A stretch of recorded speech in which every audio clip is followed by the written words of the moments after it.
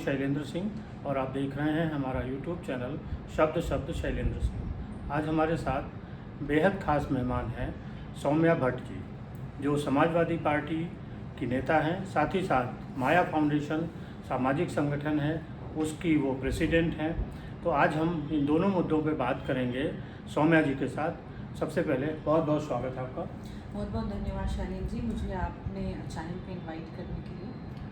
सबसे पहले थोड़ा सा आप माया फाउंडेशन के बारे में बताइए कि कैसे शुरू किया और किन क्षेत्रों में वो काम कर रहा है। देखिए, माया फाउंडेशन मेरी प्रेरणा स्रोत हमेशा मेरी माता जी रही हैं। और माया फाउंडेशन सबसे पहले हम लोग ने महिलाओं और बच्चों के लिए स्टार्ट किया था, जो महिलाओं को स्किल ट्रेनिंग प्रोवाइड करता था, ताकि महिलाएं अपने पैर पर खड़ी होकर वो महिलाएं अपने रोज़गार के लिए सोचें। और माया फाउंडेशन मैंने 2016 में शुरुआत की थी। उसके बाद लगभग हम लोग ने 8000 महिलाओं को on record stitching, computer education और उनको रोज़गार, टेली कॉलिंग, कई सारी चीज़ें, कई आर्ट, कई फॉर्म ऑफ टैलेंट्स जो उनमें थे। और आज वो महिलाएं, वो बच्चियां अच्छा काम कर रही हैं, अपने पैरों पर खड़ी हैं और एक अच्छी इनकम कर रही हैं। साथ ही साथ हम लोग बच्चों के सबसे ज़्यादा स्टार्टिंग में हम बच्चों के हेल्थ पे बहुत ध्यान देते थे, हेल्थ और एजुकेशन पे। तो माया फाउंडेशन ने बच्चों के हेल्थ और जो स्लम एरियाज़ हैं वहाँ पे बच्चों के एजुकेशन और हेल्थ को लेकर, और एजुकेशन का भी स्लम एरियाज़ में ऐसा है कि वहाँ पे पढ़ाई को इतना महत्व नहीं दिया जाता है, और स्पेशली तब जब उनको कुछ खर्च करना पड़ जाता है। तो माया फाउंडेशन ने पहला ऐसा इनिशिएटिव शुरू किया था 2016 में, क्योंकि माया फाउंडेशन से इंटरलिंक्ड है सिटी नोबल इंटर कॉलेज, जो कि मेरी माता जी का ही है। हम लोग ने ये पहला इनिशिएटिव शुरू किया था 2016 में कि जो स्लम्स के बच्चे होते हैं हम उन्हें भले फ्री मील्स का वो देकर या कुछ देकर कि वो पढ़ने आए, भले 1 घंटे के लिए आए, ये स्टार्ट किया था, जिसमें करीबन हम लोग ने अराउंड 3200 बच्चों को एजुकेशन दी थी। आपका शैक्षिक बैकग्राउंड पहले रहा है, माता जी का कॉलेज रहा है, वहाँ से आपको लगा कि शिक्षा के जरिए महिला सशक्तिकरण हो सकता है? मुझे लगता है किसी भी सशक्तिकरण के लिए शिक्षा एक सबसे मजबूत हथियार होती है। और जब बात आपके जैसे सामाजिक उसकी आती है, आपके डेवलपमेंट की आती है, तो शिक्षा सबसे अहम मुद्दा रही है। क्योंकि आप शिक्षित रहोगे तभी आप अपने पैरों पे खड़े होगे, चाहे आपको कमाना भी क्यों ना हो।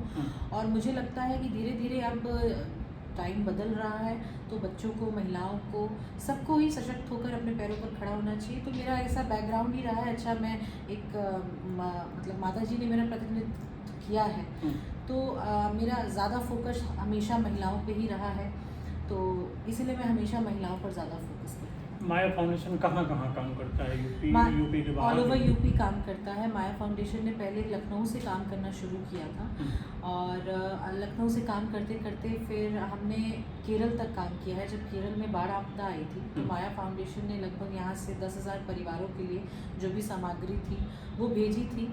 और फिर वो हमारा एक पहला बड़ा प्रोजेक्ट था। फिर सेकंड बड़ा प्रोजेक्ट हमारा कोविड रहा।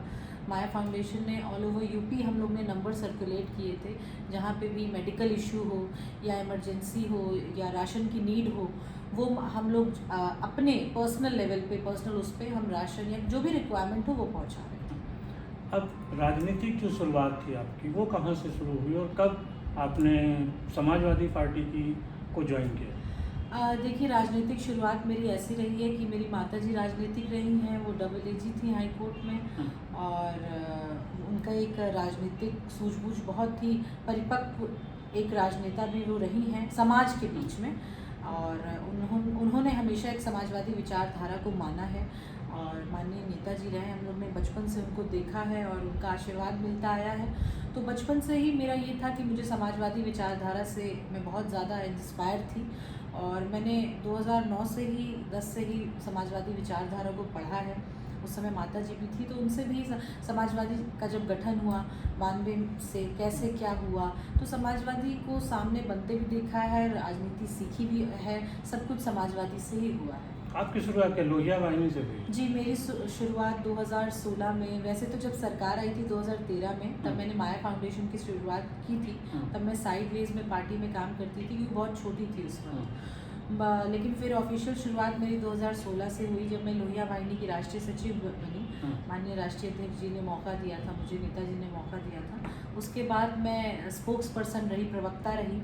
उसके बाद मैं 2019 में आदरणीय पूनम सिन्हा जी के लोकसभा इलेक्शंस की कैंपेनर रही। उसके बाद अब मैंने कैंट से आवेदन किया। अच्छा, कैंट ही क्यों? देखिए, कैंट इसलिए क्योंकि मुझे लगता है कि कैंट एक ऐसा क्षेत्र रहा है जो बहुत लाइट रहा है हर पार्टी के लिए, और मुझे लगता है कहीं ना कहीं एक ब्राह्मण बाहुल्य क्षेत्र है।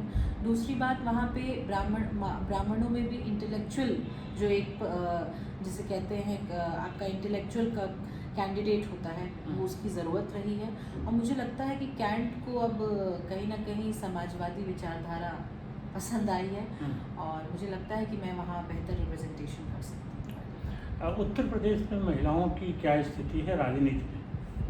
देखिए, अगर महिलाओं की राजनीति में अगर भूमिका देखी जाए, तो अगर हम इतिहास उठाकर पढ़ें तो महिलाओं की राजनीति में सबसे अहम भूमिका रही है। युद्ध से लेकर संसद तक, सड़क से लेकर सदन तक महिलाओं ने कहीं ना कहीं अहम भूमिका निभाई है। और उत्तर प्रदेश की राजनीति में तो हम लोग ने खास कर देखा है कि चीफ मिनिस्टर तक महिलाएं पहुंची हैं। तो मुझे लगता है भागीदारी बराबर की है, लेकिन अन्य कोई भी पार्टी महिलाओं को उतनी भागीदारी देती नहीं है। और मुझे लगता है समाजवादी विचारधारा में ही है कि एक समानता, समाजवाद विचारधारा जो है उसमें समानता सबसे पहला मुद्दा होता है। तो मुझे लगता है कि समाजवादी पार्टी में ऐसा रहा है कि समानता दी जाती है। आप चाहे कोई भी सरकार, जब भी सरकार हमारी आई है उठाकर देख लीजिए, और उसमें महिलाओं का जो रेशियो रहा है वो बराबर का रहा है अन्य किसी भी और राजनीतिक दल से। क्योंकि दूसरे दलों का ये आरोप है कि जब महिला बिल आ रहा था तो उस समय समाजवादी पार्टी उसके समर्थन में नहीं थी, जिसका मतलब है कि वो महिलाओं को आरक्षण नहीं देना चाहती राजनीति में। मुझे नहीं लगता ऐसा कुछ भी है। और अगर समाजवादी पार्टी महिलाओं को आरक्षण नहीं देना चाहती तो माननीय राष्ट्रीय अध्यक्ष जी की धर्मपत्नी जी भी सांसद रही हैं, वो भी एक नेता के रूप में समाज के बीच में हैं। और समाजवादी पार्टी में ही आप पूरन देवी जी से उठाकर ले लीजिए या किसी को भी अन्य इतनी राजमंत्री रही हैं, और समाजवादी पार्टी की आप कोई भी संगठन उठा के देख लीजिए, वहाँ पे महिलाएं बखूबी काम कर रही हैं। अब अन्य राजनीतिक आरोप प्रत्यारोप तो अन्य राजनीतिक का काम होता है, लेकिन समाजवादी को मैंने कहा, मैंने बचपन से देखती आई और मेरी माता जी खुद रही हैं और मैं खुद देख रही हूँ, तो मुझे नहीं लगता कि समाजवादी पार्टी में ऐसा कुछ है। क्या आपको लगता है कि अगर राजनीति में महिलाओं को आरक्षण मिलेगा तो स्थिति और बेहतर होगी? जी बिल्कुल बेहतर होगी। और मुझे लगता है कि अगर उन महिलाओं को जो सामाजिक रूप से अलग अलग डिफरेंट फील्ड में जो काम कर रही हैं, क्योंकि देखिए आज कहीं ना कहीं उत्तर प्रदेश की पॉलिटिक्स में राजनीति को लेकर महिलाओं में एक झिझक है, जो कि मुझे लगता है जाती नहीं है, चाहे महिला कुछ भी हो जाए। वो राजनीति की जो झिझक है, या कहा जाता है कि महिलाएं अगर राजनीति में जाती हैं तो लोग बड़ी उस नज़र से देखते हैं। हालांकि मैंने ऐसा ना मैं कुछ महसूस करती हूँ और ना वो नज़र बर्दाश्त करती हूँ, मेरे साथ ऐसा कुछ नहीं है। लेकिन राजनीति से महिलाएं भागती हैं, तो जो भी महिलाएं समाज में एक सशक्त रूप से काम कर रही हैं अलग अलग फील्ड में, जो पढ़ लिख कर वाकई आ गई, मुझे लगता है उनको राजनीति में बिल्कुल बखूबी हिस्सेदारी मिलनी चाहिए और उनको आगे भी आना चाहिए। उत्तर प्रदेश के जो चुनाव आने वाले हैं 2022 में विधानसभा चुनाव, उनमें क्या देखती हैं? जो सरकार चल रही है उसके क्या काम होंगे और विपक्ष किस तरीके की भूमिका अदा करेगा? मुझे नहीं लगता सरकार चल रही है। सबसे पहले तो मैं यही आपको कहूँ कि सरकार तो चल ही नहीं रही है। तो जब सरकार चल ही नहीं रही है तो समय काट रहे हैं, अपने योगी जी भी समय काट रहे हैं, जनता भी समय काट रही है। जवाब अब आपको 22 में देंगी, और जनता और जवाब कोई भी कार्यकर्ता नहीं देगा, ना मैं दूंगी ना जनता देगी। क्योंकि आप उठा के 5 साल का रिकॉर्ड देख लीजिए, योगी जी की कोई भी काम या पॉलिसी सामने नहीं आई है। योगी जी ने सिर्फ 2 ही 3 काम किए हैं, भाषण देना और हिंदुत्व का झंडा उठा लेना। तीसरा, उनको लाल टोपी वालों को बहुत दिक्कत है, आरोप प्रत्यारोप, ठोक दो, उठा लो और ये कर लो। तो ये कहीं ना कहीं इसे कहते हैं ना कि जिसे कहते हैं मठाधीशों को जब उत्तर प्रदेश की राजनीति की कमान दे दी जाएगी तो वहाँ पे फिर डेवलपमेंट की बात नहीं होगी, वहाँ फिर यही सब बात होगी। तो मुझे नहीं लगता सरकार चल रही है। अब सरकार चलेगी 22 से, क्योंकि साइकिल चलेगी 2022 में बाइसिकल जी। और क्या संभावनाएं आपको लग रही हैं कि जो विपक्ष जिस तरीके से कोरोना पीरियड रहा है या विकास के काम ठप रहे हैं, महिलाओं के साथ जो तमाम घटनाएं घटी हैं, इनका लाभ मिलेगा विपक्ष को? बिल्कुल मिलेगा, और लाभ मुझे सब लगता है सबसे विपक्ष से ज़्यादा जनता को मिलेगा। आप 2017 से महिलाओं का जो एक रिकॉर्ड है क्राइम का, वो उठा कर देखिए तो 14% बढ़ोतरी हुई है महिलाओं के क्राइम में। इनके जब मुझे याद है, आपको भी याद होगा कि जब भाजपा प्रचार करती थी तो एक लाइन कहती थी कि बहुत हो गई महंगाई की मार, चाहिए भाजपा सरकार, बहुत हो गया महिलाओं पे अत्याचार, चाहिए भाजपा सरकार। अब जब वो भाजपा सरकार आ गई है तो वो भी वही काम कर रही है जो पहले होता था। तो अगर इतना ही था कि महिलाओं पे अत्याचार रुक जाएगा तो 14% क्राइम कैसे महिलाओं के लिए बढ़ गया? इतना ही था कि आप इतना डेवलपमेंट और इंफ्रास्ट्रक्चर बेटर कर रहे थे तो कोविड में लोग कैसे तड़प तड़प कर मरे हैं, और आप कहाँ स्टार प्रचारक बने हुए थे वो भी जनता ने देखा है। इतना ही था तो योगी जी ने तो कई बयान पास किए थे कि डेवलपमेंट होगा, इंफ्रास्ट्रक्चर मिलेगा, ये मिलेगा, सड़कें ऐसी, रोडें ऐसी, और वो मुझे तो अभी तक वो एक्सप्रेसवे नहीं मिल रहा है, वो हॉस्पिटल नहीं मिल रहा है कि कहाँ से उस एक्सप्रेसवे चढ़ें और उन हॉस्पिटल पे पहुँच जाएं। वो गड्ढा मुक्त सड़कें नहीं मिल रही हैं, वो रोज़गार नहीं मिल रहे हैं। सबसे बड़ा प्रचार तो भारतीय जनता पार्टी रोज़गार का करते आई है। आप आंकड़े उठा के देख लीजिए कितने लाख युवा इस समय बेरोजगार हैं, और अच्छे पढ़े लिखे युवा जो कि हमारे ही साथ हैं, वो आज बेरोजगारी किस चरम सीमा पे है। तो कहीं ना कहीं सिर्फ सोशल में सरकार, जो आपने एक पहला सवाल मुझसे किया था, चल रही है, मैं इसको मानूंगी, सरकार भारतीय जनता पार्टी की चल रही है, लेकिन सिर्फ फेसबुक, ट्विटर और सोशल मीडिया, आम जनमानस में सरकार नहीं चल रही।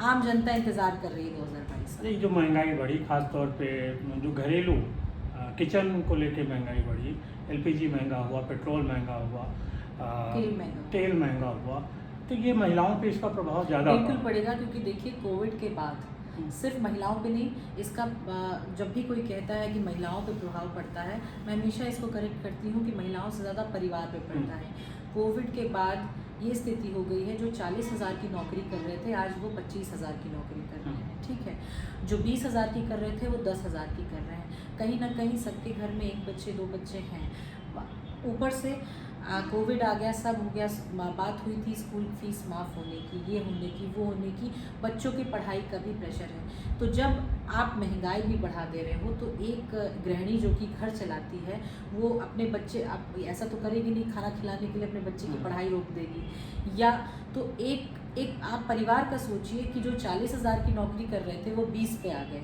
जो और स्कूल फीस वैसे ही जा रही है, ऊपर से महंगाई भी बढ़ रही है। तो कहीं ना कहीं मैंने कहा ना, और देखिए घर परिवार और इन सब की बातें वो करें और वो सोचते हैं घर परिवार के बारे में जिनके खुद घर परिवार होते हैं, जो अपने पिताजी के देहांत पे नहीं जाएंगे, वो क्या किसी के घर परिवार की बात करें। 2022 के जो विधानसभा चुनाव है, इनका लोकसभा पे प्रभाव पड़ेगा? बिल्कुल पड़ेगा जी, बिल्कुल पड़ेगा। देखिए विधानसभा चुनाव मुझे लगता है जो समाजवादी की सरकारें जब भी रही हैं तो माननीय राष्ट्रीय अध्यक्ष जी ने या आदरणीय नेताजी ने जो भी प्रत्याशी दिए हैं वो हमेशा प्रत्याशी उनके कर्म या उन्होंने कैसा काम किया है, संगठन से ब्यौरा निकाल के उसको वो प्रत्याशी उन्होंने बनाया है, हमेशा एक योग्य प्रत्याशी दिया है। तो 2022 में जो प्रत्याशी होने वाले हैं वो भी माननीय राष्ट्रीय अध्यक्ष जी देंगे, और जो भी प्रत्याशी होंगे वो कहीं ना कहीं उन्होंने कितना काम किया है या वो समाज के बीच कितना रहे उसके ऊपर होगा।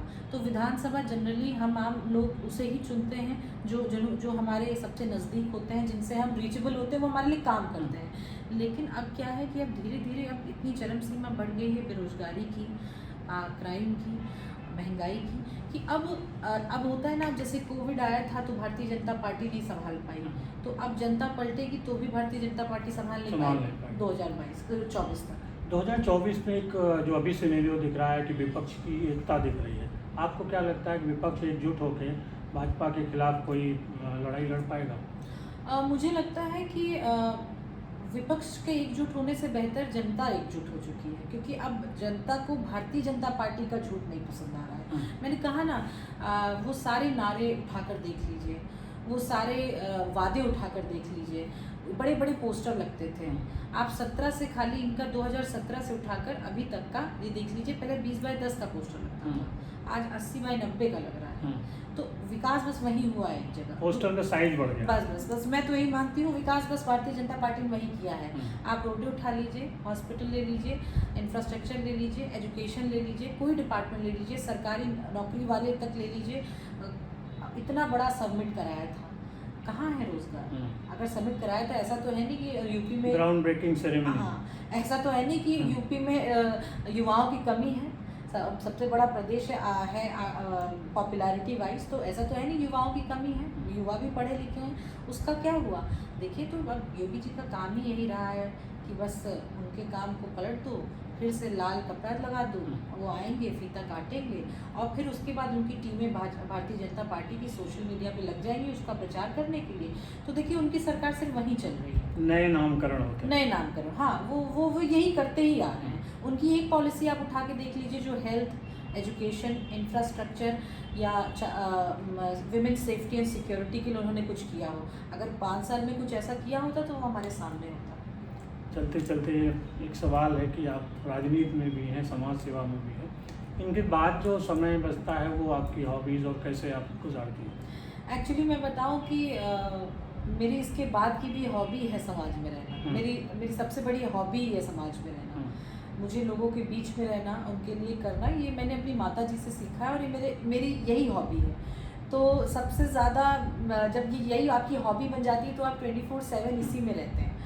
और अब मुझे अच्छा लगता है कि अगर मैं किसी के काम आती हूँ, और अब कहीं ना कहीं मैं इतनी ज़्यादा इंस्पायर्ड हूँ माननीय राष्ट्रीय अध्यक्ष जी से कि अब होता है कि 24/7 उनके लिए या पार्टी के लिए क्या मैं बेहतर कर दूँ, ये मेरी अभी बिगेस्ट हॉबी बन चुकी है।